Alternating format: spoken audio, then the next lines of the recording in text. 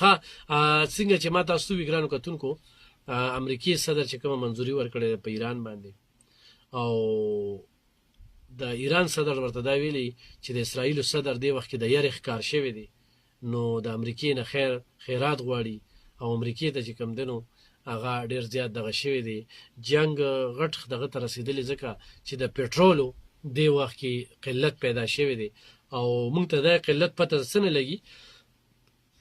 د بلوچستان نه لګي بلوچستان ته اکثر زیاتره چې کم دی نو پېټرول دا د ایران نه راځي او تیر ورځو موږ په دې باندې خبرې کړې وې چې یاره څه په چمن کې څه 90% چې پمپونه بند شي نو دا ډېره دغه خپل یعنی میوې راځي دا غځای نه دغه شانتې سبزی راځي نو د هغې قلت هم دغه شوی دی په کرایهګانو کې اضافه شوې ده او روزمره ژوند چې کم دی نو هغه ډېر زیات سخت شوی دی نو په دې عقله باندې چې کم دی نو دا یو افسوسناک خبر دی خو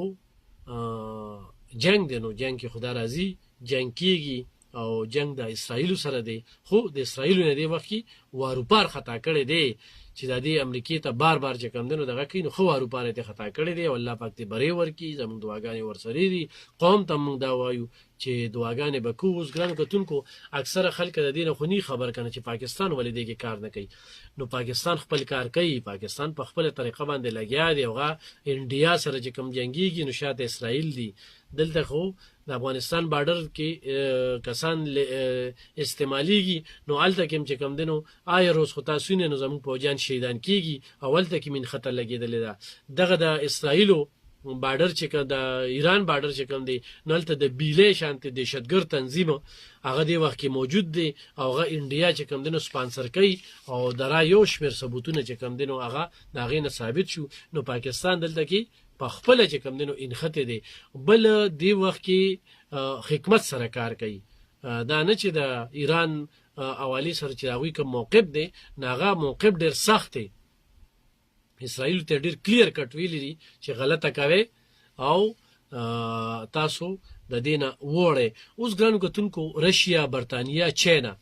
دا به اقوام متحده کې قرارداد وړاندې کوي او دی وخت کې رشیا او چاینا چې کوم دي د دوی اختلافات دي خو شاید چې دوی دواړه یوځای شي ځکه چې رشیا مخکې ځپلې شوی د افغانستان کې چې څونه جنگ شوی دی ناغه ځپلې شوی دی اوس ایران هم چې کوم دنو دوی سره په بارډرو باندې دی ناغوی دا نه غواړي چې زمونږ په بارډرو باندې چې کوم دنو دلته کې جنگ چې کوم دنو هغه شروع شي او دلته کې چې کوم دنو زمون سره خوا کې جنگ وشي ناغوی به قرارداد وړاندې کوي دا قرارداد به د ایران لپاره پیدامن ثابتېږي نو هفته نیمه کې ورځ دوه دریو کې چې کوم دنو دغه ملاقات چې کوم دنو دغه ډیر اهم دی نو په دې باندې خبرې اترې چې کوم دنو هغه روان دي د انډیا چې کوم تزیه نگار دي چې کوم لوی صحافیان دي سیړون کې دي هغه ویلي چې دا ملاقات ډیر زیات اهم دی او د دې ملاقات نفس چې کوم دنو پاکستان یو ډیر لوی طاقتور مل ثابت شوی دی او هغه خپل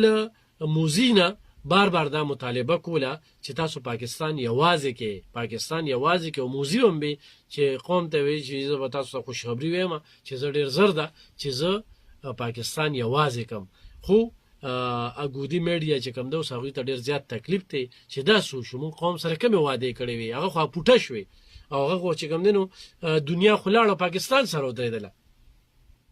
خو دلته کې ان شاء الله چې دی ملاقات نفس او د دې دغه نفس چې کوم د اسرائیل چې زمون ازلی دشمن دی نو ماته بخوري او د بمونه چې کوم دي چې 30,000 پاوند بم دی او دا دوه بمونه چې کوم دي نو منځوري ورکړي دا او دا بمونه چې کوم دي نو دا به په کم جس کې چې راځي نو هغه صرف امریکای سره دی نو هغه به چې کوم دي نو دلته کې استعماليږي نو ګورو چې سکیږي خو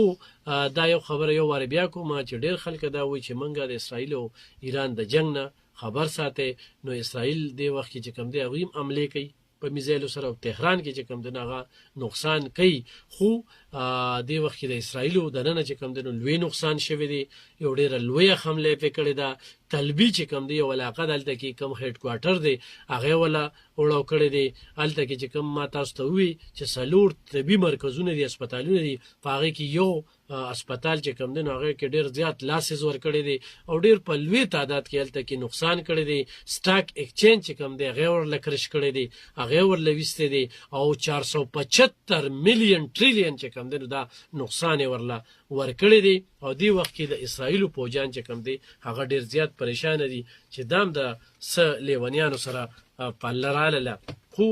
فاصله ډېره نه وه نو ایران به انشاءالله چې کوم دی نو تس نس کړو خو اسرائیل ډېر لرې دي بل اسرائیل چې کوم دی دې وخت کې په ټکنالوژۍ باندې ډېر مخکې دي زمونږ اسلامي ملکونه چې کوم دی په ټکنالوژۍ کې ډېر وروسته دي خو الحمدلله پاکستان ذکر چې کوو نو پاکستان ټکنالوژي چې کومه ده هغې ته امریکا هم خیرانه ده هغې ته اسرائیل هم خیران دي او هغې ته ټوله دنیا دغه ده دا چې کوم دی نو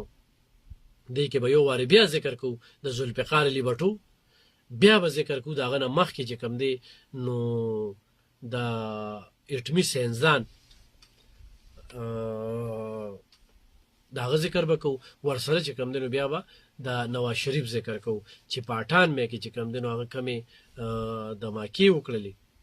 نو هغه دماکې چې کوم دی هغه نن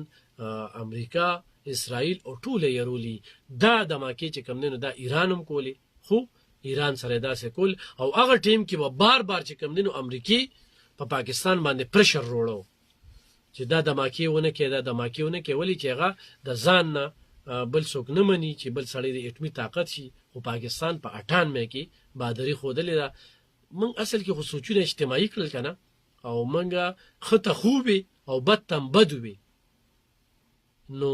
موږ به ترقي وکړو او که نه موږ دغه شانتې سیاسي مزدوران یو او د خپل ام پی او ام ان اے نه تپوس نشو کولی پرون زمونږ د دې حلقې ام پی اے ته چې کوم دی نو په صوبایي اسمبلۍ کې موقع ورکړې شوې ده ډېره موده پس ما تقریر ولیده تقریر شروع په ایمل خان کو ختم په ایمل خان کا خیران چې دې مقصد سو ایمل خان سره ستاسو اختلافات په خپل ځای ځکه چې دې وخت کې دیوارو پر خطا کړی دی چې دا پوزیشن کردار دې وخت کې او یا د پښتونخوا نمائندګي خو کیږي یا د بلوچستان نمائندګي کیږي یا د پښتنو په پارلیمنت کې نمائندګي کیږي ناغه ایمل ولی الته کې لګیا دی سېنیټري اغسته ده خو په دغه سېنیټري باندې خو نن نه و نو په دغه پارلیمنت کې به چا زموږ د پارغک پورته کو چې په بلوچستان کې سره روان دي او په پښتونخوا کې سره روان دي نو د دوی زموږ د کم چې دوی منګان دي سلو پینځم پیګان دي د دوی ټارګټ بس صرف عمل خان دی د خدای تعالی بندګانو ودرېږي چې موږ دونه ترقیاتي کارونه وکړل موږ ته دې وخت کې پولونه روان ویجاړ پراتري په 2022 کې سیلاب کې هغه موږ ټیکداران لمون پیسې نشو ورکولې لخوا وزیر اعلی سره موږ ته کتنو کا خو سیاسي مزدوران چې کوم دنو دا خبرې نشي کولی دلته کې سړکونه چې کوم دنو خراب پراته دي دلته کې کیډټ کالج ضرورت دی دلته د میډیکل کالج ضرورت دی دلته موږ اپلای ور منزور کړو او په سملې کې دوه چې اپلای ورغه ماشينري بیا ولې لاړله دا خبرې ضروری دي موږ د خیالي پول منزور کړو د خیالي پول لاغه ماشينري کم خواته لاړله موږ راشه پر زړو کې سکول دی پکې تیرا پروزي پس کولونو کې چې کم دنو فرنیچر نشته آبادی را پروزي نن دا یو راپورټ په پیش کېږي د اسمبلی یو ممبره ده هغه چې دې وخت کې په پښتونخوا کې د 2.5 پورې د سکولونو چاردیوارۍ چې کم دنو هغه را پرېوتې دي دا ډېر غټ پیګر دی نو په دې باندې خبرې کوي تاسو د 400 کې مسله نه ښکاري دلته کې ورسره مسلې شته دي چې د اسمبلی په پلور تاسو وایي دلته د بجلی د لوډ شیډینګ دونه غټه مسله نه ده چې دا تو وی چې دلته کې بجلی لوډ شیډینګ انتخاب ته رسیدلې دي دا غلطي ده چا ده د وابډي د چیپ ده د اکسین ده د وفاق ده د وفاقي وزیر ده په دې باندې خبرې نشي کېدی ځکه دا څومره اخامه خبره ده کنه چې په دې باندې مونږه خبرې وکړو او ډېره بدقسمتي ده چې په دې باندې مونږ خبرې نه کوو د ګیس لوډ شیډینګ روان دي زه په خپل ضلع کې چې کوم دي چاته د ګیس میټر نشم لګولي په زرګو خلکو پیسې داخلي کړي دي هغوی غواړي چې موږ ته د ګیس میټر ولګي خو ګرانو کتونکو ستاسو په کلي کې چې د دغه ډلې کسان وي دا ټولې خبرې ورته نه ښکاري نو پیښه چې دا سیاسي مزدوران دي ښه دا ټولې مسلې ورته نه ښکاري نو پیښه چې دا سیاسي مزدوران دي او خو چې دا خبرې ورته ښکاري نو پیښه چې دا محب وطن دي دا د خپل ضلع کې ترقی غواړي دوی ووټ ورکړي دي خو دوی د پښتنې حق هم لري او دوی سره د اختیار هم دی او د خپل حق تپوس هم کوي نو که چېرې داسې وي نو ټیک ده خو داسې نه وي نو هغوی ته ویې صاحبه تا سره زه نور بحث نه کوم ته سیاسي مزدور او سیاسي مزدور خو هغه هم دا خبرې کوي اوس به موږ دې پسې ځو چېرې په ماضي کې ان پي داسې کړي دي ام ام اے داسې کړي دي دغې سره کار نه ساتو موږ خال کې به دا کوو مستقبل کې هم دا پلان دی بد دا د یو ښه سیاسي پوه سیاسي کس کردار دی حال کې زموږ دا منصوبې روانې دي او مستقبل کې هم دا منصوبو ته خیال دی او چې کله حکومت ختمیږي نو په آخري کال باندې تاسو اعلانونه وکړئ خو هغه اعلانونه د خیدر خان شانته اعلانونه نه وي چې په آخري کال باندې اعلانونه کول حکومت ختمېده نو موږ بس خاندله موږ وی داسې دروغ وایي او چې حکومت ختم شو د پرویز خټک 15 کاله دور ختمېده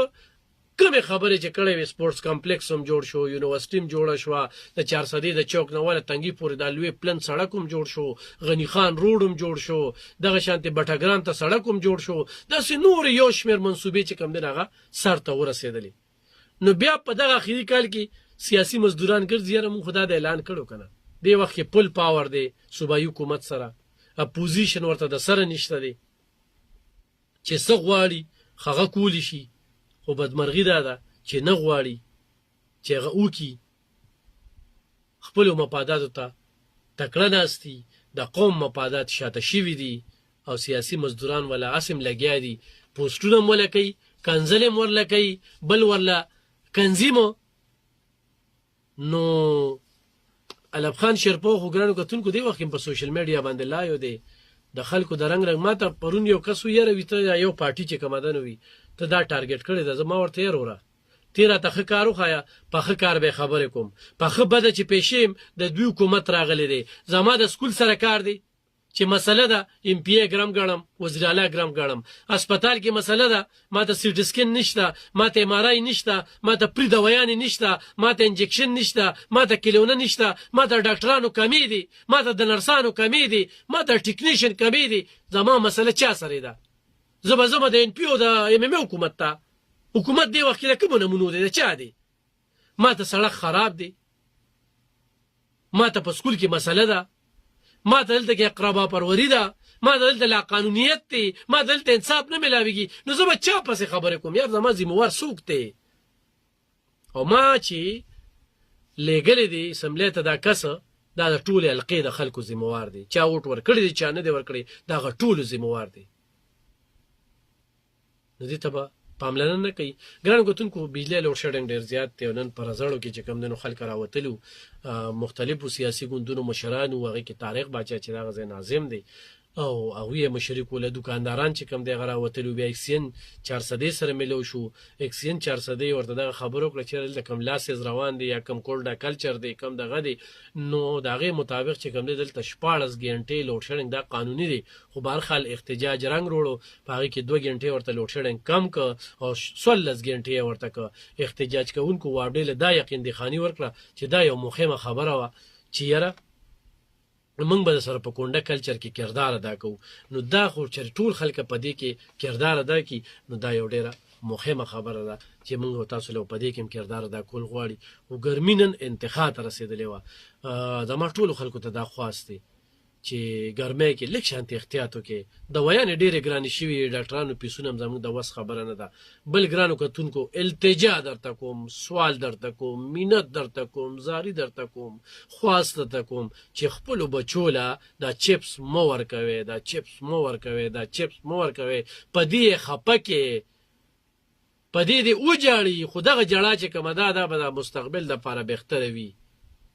خلک وی کنه وی د رستو جړانه چې رستو ورته جاړي کنه نو دا مخ کې د دې وخت جړا خده په ټولو دکانونو کې 2 نمبر موزیر صحت د جراثیمو ډک او زهرجن قهرجن چپس خرڅیږي د ماشومانو کې زخمونه را پیدا کړل او بیا په یو ماشوم باندې تاسو لکونه روپۍ لګوئ، دا د لږې نه احتیاطۍ په وجه باندې دی کې د مورم کردار دی، دی کې د پلارم کردار دی، او خو تاسو وایئ چې دی کې د حکومت کردار دی، دی کې د بیروکریټو کردار دی، دی کې د AC او DC کردار دی. نو چې دې په تمه شي نو ځان به د بچو نه خلاص کړي. د دې مو په تمه کېږي. هغوی ګرمي ډېره زیاته او رنګ یې خرابېږي چې هغوی بار روزي. ډرګ محکمه خو پته نه لګي چېرته مروره تلې ده، هغې نه خو زه نه یم خفه چې چا خفه کړې ده. د نشه ییزو ګولۍ چې کوم دی هغه خرڅېږي. تا ته پته ده چې پرون په جومات کې یو پولیس والا یو IC په چاړه وخي، او هغه بیا دومره یو یووالی دی، او بیا وروستو چې کوم دی نو بل حمله م کړې ده. نو اوس ما ته لا دا اطلاع نشته، پته نشته، ما مخې ته دا خبر نه دی تېر شوی چې پولیسو ګیر کړی دی، خو نه یې دی ګیر کړی، خو نه یې ګیر کړی. نو لویه ناکامي ده، خو ګیر کړی وي نو د قانون مطابق ورته سخت نه سخته سزا پکار ده. خو ستاسو په کور کې داسې یو IC وي. نن زه یو رشکه کې تلم، نو ما ته رشکې ډرایور وي ما ورسره زت وکړو، زت مې ورسره وکړو. وي ښه ډېر مې څکلي دي، هسپتالونو کې مو وخت تېر کړی دی، وي نه یم ټیک شوی، خو عزت مې ورسره وکړو. او الحمدلله زه نن چې کوم دی نو دغه نشه نه کوم او خپل ډرایوینګ کوم او رشکه چلوم. نو زه هغه نشیانو ته وایم چې زت ورسره وکړئ، او کور والا ته وایم چې بار بار پیغور ورکوي، خو ځان هم ریډي ساتئ ښه. څه ټایم هم د باندې روان ګزار کولی شي، د تبر هم، د چاړې او د لرګي ډېر خلک یې حلال کړل، ماشومان بچي دی حلال کړل. نو په دې باندې نظر ساتئ. ګرانو کتونکو دغه زموږ نننی پروګرام خدای څه خبره شي وي چاته بده لګېدلې وي، برملا ترې معافي غواړم. ټافیک او خبرې ما سره ډېرې زیاتې وي، خو وخت کمې دی. ایران دې وخت کې په اسرائیلو باندې الحمدلله زبردست حملې کړي دي، او د اسرائیلو لپاره دا کافي ده چې د صحت او سټاک ایکسچینج او دغه شانتې اټمیزې او ډېر څه داسې وله ایستې دي، خو په کمو وسایلو کې چې کم دی ډېر نقصان یې وله کړی. تاسو دعاګانې هم کوئ. نو دغه یو شعر ویم چې پرې کړې ښه ده دغه ژبه په چاړه د قصاب، حق خبره چې د زور مخکې کولی نشي. حق وایي، د حق ملګرتیا وکړئ. جهاد اخلم په دغه شعر سره چې ګوتې قلم کومې قلم شي، تور ته به تور، سپین ته به سپین لیکمه. د لوی الله